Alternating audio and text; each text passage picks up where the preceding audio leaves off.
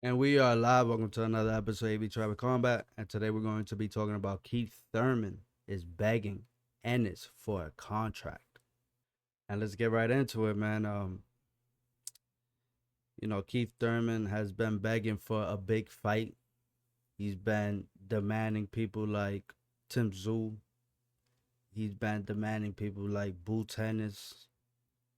He's been demanding people like Sebastian Fundora. He's been one of the top dogs. But when you look at his last fight, it was against a guy named Brock Jarvis. And I actually saw this fight. Uh, Keith Thurman won TKO. Great performance. But against someone like Brock Jarvis, that's what I expect Keith Thurman to do. Brock Jarvis wasn't undefeated. He was definitely known to have great knockout power. He's a big, powerful, strong guy, but that's it. And then prior to Brock Jarvis, his last fight was against Mario Barrios, and that was 3 years ago. So Keith Thurman hasn't been consistent, hasn't been active at all. And for him to be looking to make that big jump to fight the big dogs in the division, it's a lot to ask. I think that Keith Thurman is on his way out, and he's not really being realistic with himself.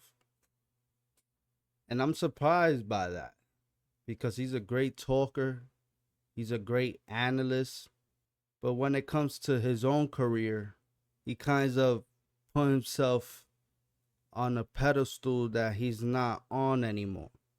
He's definitely not the Keith Thurman that fought Sean Porter, that fought Danny Garcia. He didn't even want to fight. Let me not say that. Because he was asking for the Spence fight. But when Spence was up and coming, Thurman didn't really put any interest on Spence. Even though Spence was undefeated, has a great resume, went to the Olympics. But Keith Thurman didn't want to fight Spence. It took Crawford to fight Spence. And now that you moved up, you're asking for the big dogs. But you wasn't asking for Spence. Keith Thurman still has a lot of value. I mean, he has a name. He was a superstar. People know him. He's known.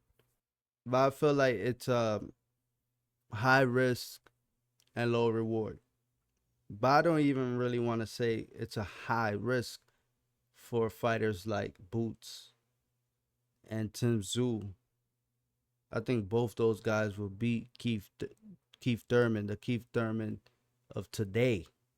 Now, 8 years ago, Keith Thurman, that Keith Thurman I mean, would have violated someone like Boots Ennis, would have violated someone like Tim Tszyu, like Vergil Ortiz. But now it's different, man. It's not the same Keith Thurman that we had before. I don't think none of these top dogs are scared of someone like Keith Thurman. But it's like if they beat Keith Thurman, what does that do for their career? Now, if it was someone like Spence, I'm sure Boots would rather fight Spence. Vergil Ortiz would rather fight Spence. All these guys would rather fight Spence because he was the more recent champion. Keith Thurman is not a champion. He's just a top contender.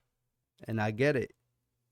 He wants to climb up the rankings, but he wants to jump from Brock Jarvis to a champion, which is not realistic. Maybe 2, 3 more fights maybe. But trying to use your name today to get a title fight, it's not gonna work. And I love Keith Thurman. I was a huge fan of Keith Thurman. Still am. But you have to be realistic. And this is what I see. He has to be more active. He has to work harder. Because even if he lands a big fight, a big name, I don't think he's going to win the fight. And I don't think he's going to be the favorite on the betting odds. But shout out to Keith Thurman.